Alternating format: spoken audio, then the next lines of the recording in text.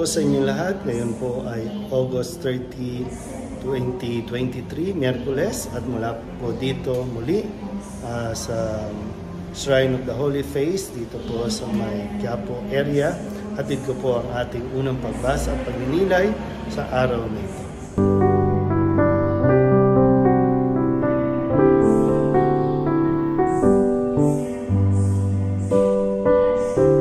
Ating pong unang pagbasa para sa araw na ito ay hinango sa unang sulat ni Apostol San Pablo sa mga taga-Tesalonica, chapter 2, verses 9 to 13.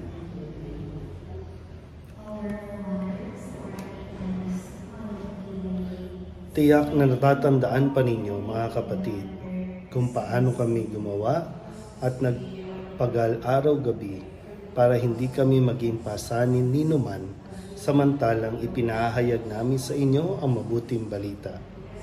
Saksi namin kayo at gayon din ang Diyos na kami ay tapat, mabuti at ganap sa pakikitungo sa inyo ng mga sumasampalataya. Tulad ng alam ninyo, kami naging parang ama ng bawat isa sa inyo. Pinalakas namin ang inyong loob. Inaliw kayo at hinimok na mamuhay ng tapat sa paningin ng Diyos na humirang sa inyo upang makahati sa kanyang kaharian at kaluwalhatian. Ito pa ang lagi naming pinagpapasalamat sa Diyos. Nang ipangaral namin sa inyo ang kanyang salita, tinanggap na ninyo ito bilang tunay na salita ng Diyos at hindi ng tao. Ano pa't ang bisa nito ay nakikita sa buhay ninyo, mga sumasampalataya. Ang salita ng Diyos. Muli po, isang mapagpalang araw sa inyo pong lahat. Mula pa rin po dito sa Shrine of the Holy Face. Hatid ko po ang ating pagninilay para sa araw na ito ng Miyerkules. Huling Miyerkules para sa buwan ng Agosto. At sa ating po narinig na pahayag mula sa sulat ni Apostol San Pablo sa mga taga-Tesalonica, ipinaalala po niya ang kanya pong pagsusumikap na maihatid ang mabuting balita. At hindi lang basta sa pagsapahayag ng mabuting balita, kundi sinikap din niya na maipakita ang kanya pong ipinapahayag sa gawa. Sabi nga po, ito ay pinahayag nila araw-gabi, nagpagod sila para maihatid ang salita ng Diyos at hindi ang kanila pong salita, yung salita ng tao. Hindi yung mga sariling ipinaglalaban o sariling pananaw, kundi ito mismo yung salita ng Diyos. Ngayon, maraming tao ang nagpapahayag ng kanilang mga POV o mga point of views na minsan talagang kailangan natin suriin mabuti kung ito ba talaga ay pinag-isipan, pinagnilayan.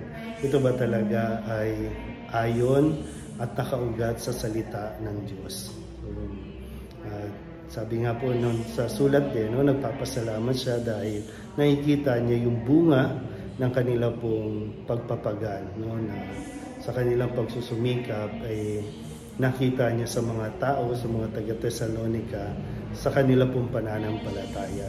Kaya mahalaga po, para sa lahat ng mga taong simbahan, sana po patuloy natin na suriin ang ating mga sarili kung tayo po ba ay nagiging pakitang tao lamang o nagiging sincere sa ating pong pagpapahayag.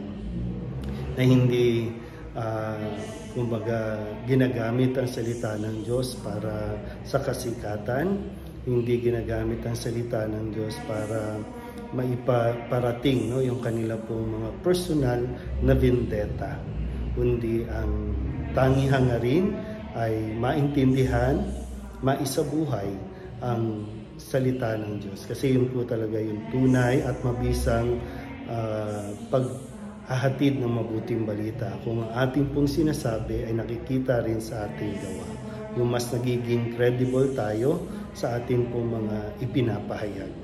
Kung tayo mismo ay nagsusumikap din na maisabuhay ito sa araw-araw ng ating buhay. Muli po, isang mapagpalang araw sa inyo po lahat.